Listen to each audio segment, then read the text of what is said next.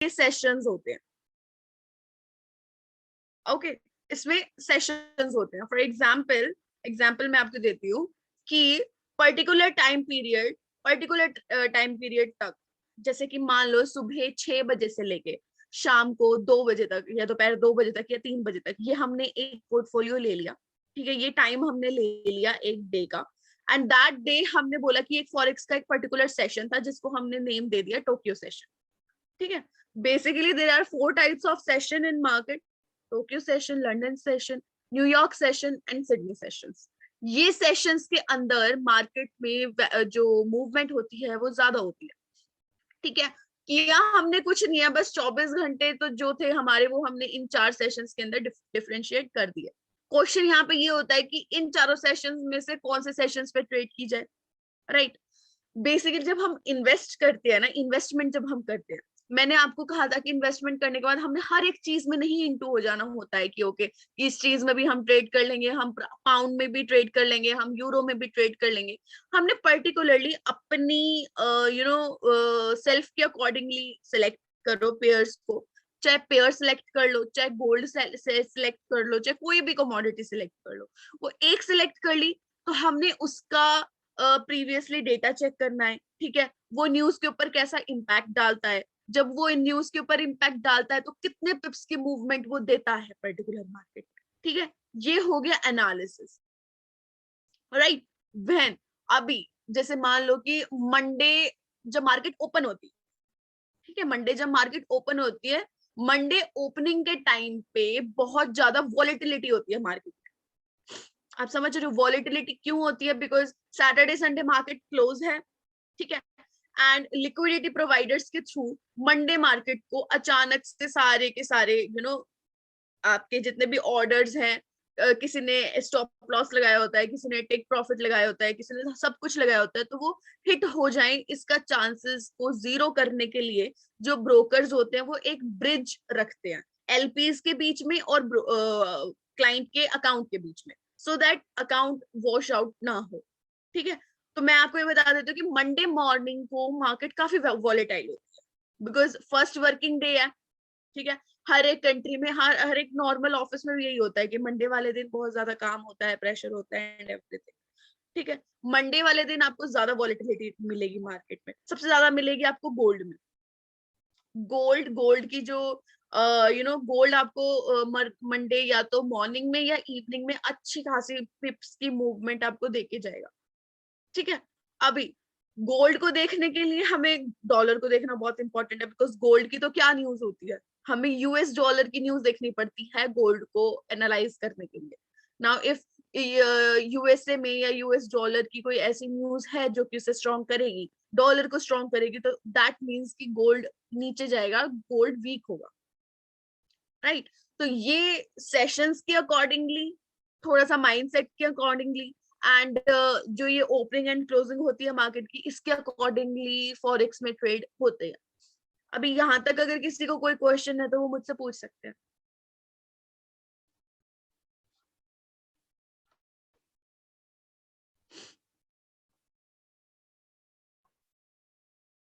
All clear है? All clear, चलो अच्छा समझ आ जा रहा है मतलब सभी को, अच्छी बात है। नाउ नेक्स्ट थिंग ये होती है कि जैसे कि मान लो हम पर वीकली पे या देखो मान लो मेरे अकाउंट के अंदर बैलेंस है, राइट? मैंने अपने अकाउंट में $10,000 की इन्वेस्टमेंट कर रखी है, मैंने ट्रेड लगाई गोल्ड के ऊपर। ठीक है, मैंने गोल्ड के ऊपर ट्रेड लगा ली, मैंने अपने $2,000 से $3,000 होल्ड कर लिए उस ट्रेड के ऊपर। ठीक है, मेरे पास रिमेनिंग इक्विटी कितनी रहेगी? $6,000 से $7,000 लगी मेरी कितनी है? $2,000 to $3,000। अब मार्केट में for next 1 month 2 month 3 month इतनी ज्यादा मूवमेंट तो आएगी नहीं कि मेरे 6 और $7,000 भी उड़ जाए। अब समझ रहे हो मेरी बात को? $10,000 में से मैंने $3,000 रखे अपनी ट्रेडिंग के लिए, मैंने ट्रेड्स उससे लगा ली, बाकी के $7,000 मैंने रखे as a safe side wallet में जो कि उसको सपोर्ट करे। ठीक है, अब $3,000 जो मेरे लगे हुए हैं ट्रेड के ऊपर, वो ट्रेड होती रहेगी उनमें, कभी वो लॉस में भी जाएंगे, कभी वो प्रॉफिट में भी जाएंगे, कई बार 5,000 का भी लॉस हो जाता है। ये सारी चीजें मीन्स कि हमें थोड़ा सा पेशेंस और देखना पड़ता है, like patience is very much needed. Patience and आपका इन्वेस्टेड कैपिटल आपके अकाउंट में अच्छा होना चाहिए। अगर आपका अकाउंट में इन्वेस्टेड कैपिटल अच्छा नहीं है तो भी रिस्क है, ठीक है। और अगर आप में पेशेंस नहीं है फिर तो बहुत ही ज्यादा रिस्क है। बिकॉज कई बार मैंने काफी ट्रेडर्स का देखा है कि ओके अकाउंट चला गया 5,000 नेगेटिव में, वो बोलते हैं कि नहीं मैडम अभी ये वॉश आउट हो जाएगा, या तो विड्रॉ लगा लेते हैं या ट्रेड क्लोज कर देते हैं, जो भी उनका मन करता है उस टाइम पे वो चीज कर देती है। हमें वो चीज उस टाइम पे नहीं करनी होती है। यू नो पेशेंटली या तो अपने अकाउंट का मार्जिन थोड़ा सा ग्रो करो। अकाउंट का मार्जिन ग्रो करना इज वेरी इंपॉर्टेंट, ठीक है। सो दैट मैंने जो अपने ट्रेड्स लगा रखी है वो एट वन टाइम, एक ना एक दिन, लेट्स से अभी नहीं तो एक हफ्ते के बाद में, 10 दिन के बाद में, या सिमिलरली उसी दिन उसने प्रॉफिट में आना ही आना है। बिकॉज मार्केट ओनली गोज या टू वेज, इफ या तो ये ऊपर जाएगी, इफ या ये नीचे आएगी, राइट। तो उस चीज के अकॉर्डिंगली हमें ट्रेड लगानी होती है। ये तो मैंने आपको लॉन्ग टर्म ट्रेड का सिनारियो बता दिया। नाउ हमें डे टू डे इतने सारे लोग कहते हैं कि ओके आप सिग्नल्स ट्राई कर लो, सिग्नल्स ट्राई कर लो, ये वाला सिग्नल ये ले लो, सिग्नल्स ये ले लो। मेरा तो सबसे पहला क्वेश्चन उन सिग्नल प्रोवाइडर्स के लिए ये होता है कि अगर आपके सिग्नल्स 100% करेक्ट हैं तो फिर आप उसमें ट्रेड करके क्यों नहीं अपने अकाउंट को डबल कर लेते हो या एकदम 10 लाख डॉलर का कर लेते हो। Why they give signals to you on cheap rates? इसका कोई जवाब है किसी के पास? आई डोंट थिंक कि होगा जो ये सिग्नल्स प्रोवाइडर्स आपको सिग्नल्स देते हैं। इनका क्या होता है मैं बताती हूँ आपको। दो अकाउंट लॉग इन कर लिए दोनों जगह पे, राइट। एक जगह पे यूरो यूएसडी कर दिया सेल, एक जगह पे यूरो यूएसडी कर दिया बाय। पूरा का पूरा गेम है वॉचिंग का। जो अकाउंट में प्रॉफिट का ट्रेड जा रहा है वो आपको सिग्नल दे दिया, बस इसको करो, 1 या 2 घंटे के अंदर करो, राइट। 1 या 2 घंटे के अंदर आप इसे क्लोज कर लो, आपको प्रॉफिट मिल जाएगा, आप भी खुश, सिग्नल प्रोवाइडर भी खुश। बट इस चीज से क्या होता है, इस चीज की जो लॉन्ग टर्म में अगर हम जाके देखें अपने को तो पता चलता है कि कहाँ पे स्टैंड कर रहे हैं। बिकॉज सिग्नल्स हमेशा सही नहीं होते हैं। मैं ये नहीं कह रही हूँ कि सिग्नल सही होते ही नहीं है, ये चीज नहीं कह रही हूँ मैं। ऑब्वियस ही बात है कि कोई आपको अगर एक कॉल दे रहा है, राइट, एक क्लोज कॉल दे रहा है, तो आप उसको कभी कभी लगाओ तो आपके अकाउंट में हिट कर जाता है। But every time forex signals के ऊपर ट्रेड करना इज नॉट गुड। खुद का एनालिसिस इज वेरी नाइस। खुद का एनालिसिस आप कहीं से भी देख लो, चाहे जस्ट एक न्यूज देख लो, एक न्यूज आ गई ना सप्लाई और डिमांड के ऊपर, उसी से पता चल जाएगा आपको कि करेंसी ने कहाँ जाना है कहाँ पे नहीं जाना है, राइट। अभी सेशंस की बात करते हैं हम। सेशंस में मैं आपको बता देती हूँ जो कि बेस्ट सेशन है ट्रेड करने का मार्केट में, जब लंदन सेशन ओपन होता है। चारों सेशंस में से जो हमारा लंदन सेशन ओपन होता है, that is like more volatile session out of all those three. London session के अंदर आपको वॉलेटिलिटी भी मिलेगी, मोमेंटम भी मिलेगा हर एक करेंसी पेयर्स के ऊपर, किसी भी करेंसी पेयर्स का हिसाब लगा लो। डे लाइट सेविंग्स के अकॉर्डिंगली टाइम चेंज भी होता है सेशंस का। मैं आपको कंफर्म करके यहाँ पे जो ये हमारा चार्ट एरिया है यहाँ पे मैं आपको डिस्क्लोज कर दूंगी कि अभी सेशंस का कौन कौन सा टाइम चल रहा है, राइट। उसके अकॉर्डिंगली आप उसमें ट्रेड कीजिएगा। ओके, रोनी रोनी सर, आप कुछ बोलना चाहते हैं? अनम्यूट अनम्यूट कर लो सर। अभी आप कंटिन्यू कीजिए 5 मिनट। आवाज नहीं आ रही है, सॉरी। हेलो, हाँ कैन यू जी, हियर मी? तो okay, good morning everyone. Good morning. तो यहाँ पे जैसे मैं देख रहा हूँ लगभग आज जो भी पार्टिसिपेट है लगभग मेरे सभी मुझे जानते हैं। तो आकांक्षा मैम ने अपने को बताया ट्रेड कब करना है कब नहीं करना है, लेकिन जो अपनी बात है, ठीक है, जो अपन बात करना चाह रहे हैं कि सबसे पहले अपने को स्टार्ट कब करना है, स्टार्ट कैसे करना है। आप लोग सब जानते हो वैसे फॉरेक्स के बारे में। मैं आपको ये बता दूं जैसे कि अपने इंडिया में एक शेयर मार्केट चलता है, उसके पैरेलल एक वर्ल्ड लेवल पे एक मार्केट चलता है जिसको अपन फॉरेक्स मार्केट कहते हैं। ठीक है, मेरे बहुत सारे इसमें पार्टिसिपेट मैं देख रहा हूँ, जैसे बहुत सारे नए पार्टिसिपेट है या फिर जिन्होंने न्यूली स्टार्ट किया ही है। तो मैं उन सबको बता दूं, इसमें ट्रेड करने के लिए सबसे पहले अपने को एक ट्रेडिंग अकाउंट ओपन करना होता है, जिसके लिए आप विनोद जी या मुझसे आप बात कर सकते हैं, या कर्मीराम जी है इसमें, उनसे बात कर सकते हैं, विजय सर है आप उनसे बात कर सकते हैं। ठीक है, उसके बाद उसमें जब अपना अपना डिपॉजिट करते हैं, सबसे बड़ी बात ट्रेड करने की अपने को पेशेंस रखना। ठीक है, जितना आपका इन्वेस्टमेंट है उसके रिलेटेड अपने को ट्रेड करना है, उससे अपने को लालच नहीं करना है। ऐसी चीज समझो तो बिल्कुल लालच करना ही नहीं। अगर आप आईजीली में इसमें कम से कम 10 to 20% पर डे आप अर्न कर सकते हो, लेकिन अपने को उतना ही करना जितना अपना डिपॉजिट है। ऐसा नहीं करना जैसे कर्मी राम जी बहुत अच्छा कर रहे हैं अभी, लेकिन मैं चाहूंगा कर्मी राम जी को कोई फॉलो नहीं करे। नो डाउट कर्मी राम जी अच्छा कर रहे हैं, कर्मी राम जी को फॉलो नहीं करे। जब तक आपका एक ट्रेड ओपन है, ठीक है, तो तब तक अपने को दूसरे ट्रेड में इन्वेस्ट नहीं करना। सबसे बड़ी बात यही होती है, ठीक है। उसके अलावा ये आकांक्षा मैम हमेशा अपने साथ है, अपने साथ कोलैबोरेट है। जैसे इनका एजुकेशन सिस्टम भी एक चालू कर रहे हैं, तो जैसे कि एक पैरेलल कॉलेज चलेगा अपने को, आपको एक वर्चुअल पूरा कॉलेज मिलेगा, ठीक है, जिसमें आपको सब कुछ मिलेगा, जिसमें आपको फॉरेक्स से रिलेटेड सारा मिलेगा, उसमें पूरा एजुकेशन मिलेगा, कब उसमें एंटर करना है, कब उससे एग्जिट करना है। इसके अलावा जो टिप्स वगैरह है वो भी अपन ये सारी चीजें आपको अवेलेबल कराएंगे, ठीक जी है। इसके अलावा क्यों आकांक्षा मैम? बिल्कुल बिल्कुल बिल्कुल सारी चीजें प्रोवाइड होंगी। देखो ये जो चीजें होती है ना कि हाँ मुझे फास्ट बिलियनियर बनना है, फास्ट मिलियनियर बनना है, ये सिर्फ इंस्टाग्राम तक ही अच्छा लगता है। पर बात ये होती है कि जब तक आपको मार्केट की इनटू चीजें नहीं ना पता कि हाँ किस तरह से ट्रेडिंग करनी है, ट्रेड करते टाइम क्या चीजें देखनी है, तब तक आपका इनिशियल तो जाएगा ही जाएगा, जो आपने थोड़ा बहुत कमाया होगा प्रॉफिट वो भी जाएगा। तो हमेशा जो मेन मेन जो बेसिक जो चीज होती है वो होती है आपका रिस्क मैनेजमेंट। रिस्क मैनेजमेंट बहुत इंपॉर्टेंट होता है, चाहे आपने कोई भी ट्रेड लगाई है उसको भी मैनेज करके चलोगे तो डेली बेसिस पे, वीकली बेसिस पे, मंथली बेसिस पे रिटर्न आपको मिलेगा ही मिलेगा। बाकी रोनी जी ने कहा कि हाँ हम एजुकेशनल बेसिस के ऊपर भी कोलैबोरेशंस होंगी, देन फुल सपोर्ट मिलेगा। एंड उस चीज की तो कोई मतलब कि सेकंड क्वेश्चन इसमें होता ही नहीं है कि रोनी जी ने बोला है कि हाँ सपोर्ट मिलेगा तो मतलब हर एक क्लाइंट को मिलना ही मिलना है वो। बाकी मैं यहाँ पे हूँ, मेरे सेशंस चले रहेंगे अभी, this is the second session. Third sessions का आपको बता देंगे डिटेलिंग क्या क्या है। बाकी रोनी सर आपको बता देंगे कि किस तरह से आपको रजिस्ट्रेशन वगैरह करनी है। सर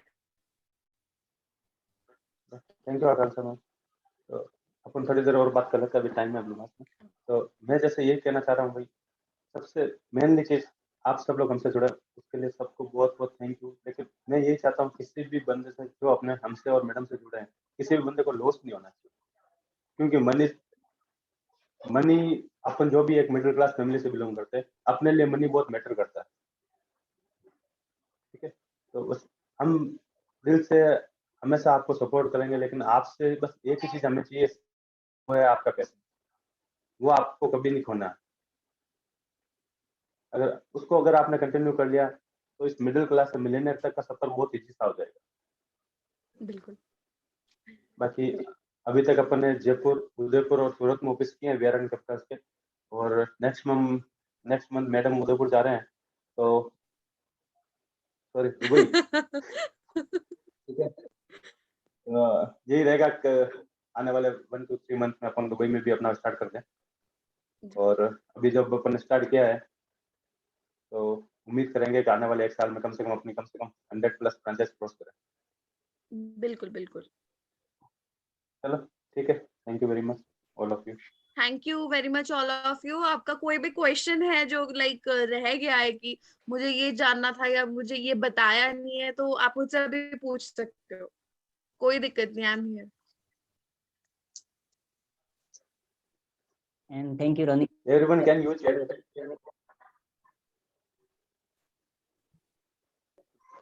नीलेश सर एक बार सबको अनम्यूट करना। चौधरी जी कोई क्वेश्चन हो तो बोल देना मैडम। मैं अभी सर राजेश जी ने बहुत अच्छा बोल दिया। हाँ हेलो जी, कोई क्वेश्चन हो आपका तो बोल दो, जो भी बोलना है। Hello sir. हेलो नहीं कोई हेलो क्वेश्चन नहीं है।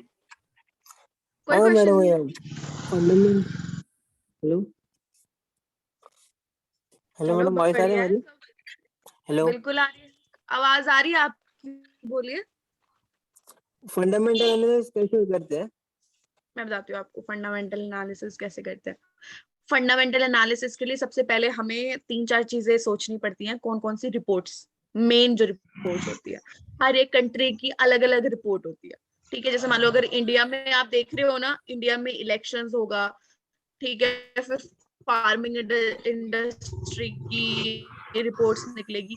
उसी तरह से यूएसए है ना, यूएसए उसकी अलग अलग रिपोर्ट्स निकलती हैं। एनएफपी हो गया आपका, इन्फ्लेशन डेटा हो गया, यूरोप की ये डेटा हो गया, ये सारी चीजें आ जाती है फंडामेंटल में। फंडामेंटल में क्यों आती है? बिकॉज ये न्यूज रिलीजेस है। अब जब ये न्यूज रिलीज होती है, इनका एक नंबर रिलीज होता है। जैसे कि मान लो आप ट्रेडिंग कर रहे हो, राइट? ट्रेडिंग करते टाइम आपको ये पता है कि एनएफपी इस टाइम पे चली हुई है। एनएफपी माने non farm payrolls. Non farm payrolls वो वाली मैंने आपको पहले भी पिछले सेशन में क्लियर किया था। नॉन फार्म पेरोल्स वो रिपोर्ट्स होती हैं यूएसए में जो कि फार्मिंग इंडस्ट्री के एक्सक्लूड, जो सोशल और टेक्नोलॉजी में कितनी पेरोल्स मिली हैं वहां के यूथ को। अब अगर जॉब मिली है किसी कंट्री में, दैट मीन्स करेंसी हुई है स्ट्रांग, ठीक है, गोल्ड जाएगा नीचे सीधा। मेरा तो गोल्ड का हिसाब से गोल्ड कॉरेस्पॉन्डिंग उसके चलेगा ही चलेगा। अगर वो रिपोर्ट नेगेटिव आई है कि मान लो कि वहां पे जॉब्स इतनी ज्यादा नहीं हुई है, तो देन जो ग्राफ है वो अपोजिट हो जाएगा। तो ये फंडामेंटल एनालिसिस होता है कि किसी भी कंट्री की न्यूज के रिलेटेड जो मार्केट में मूवमेंट होती है उसको एनालाइज करना, वी से फंडामेंटल एनालिसिस।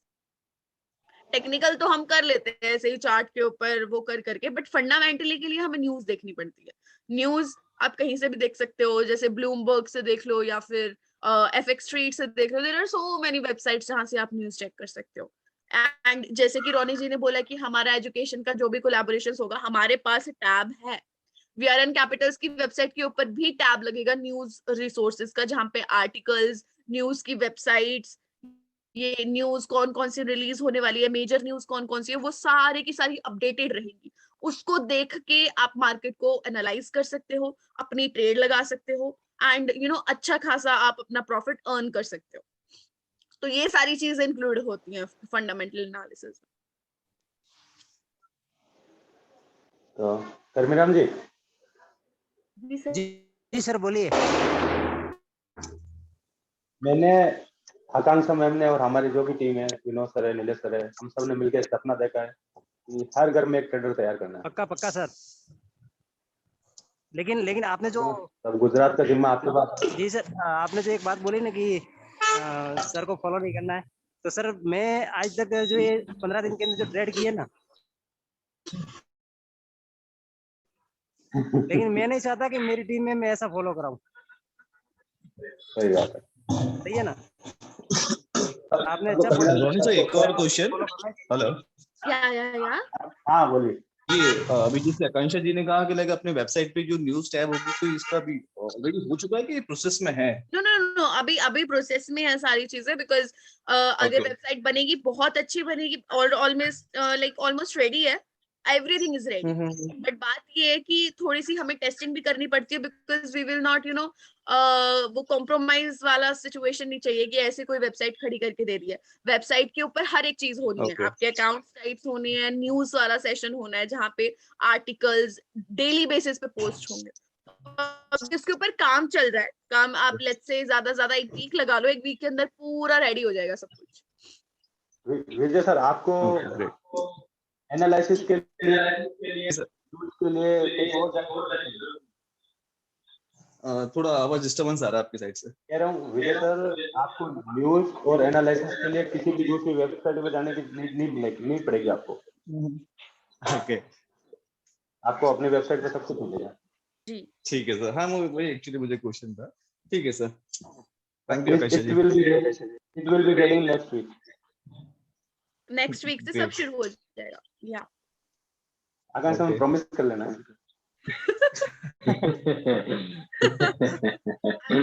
I promise. अगर कोई गुस्ताखी हो जाए तो माफ कर दीजिएगा बीच में। Okay, thank you. Okay, thank you everyone, thank you. And next जो भी सेशंस का डेट होगा वो रोनी जी की तरफ से आ जाएगा। And till then take care, bye bye. Bye. Thank you ma'am, thank you Vinod ji sir, thank you Roni sir. Okay okay.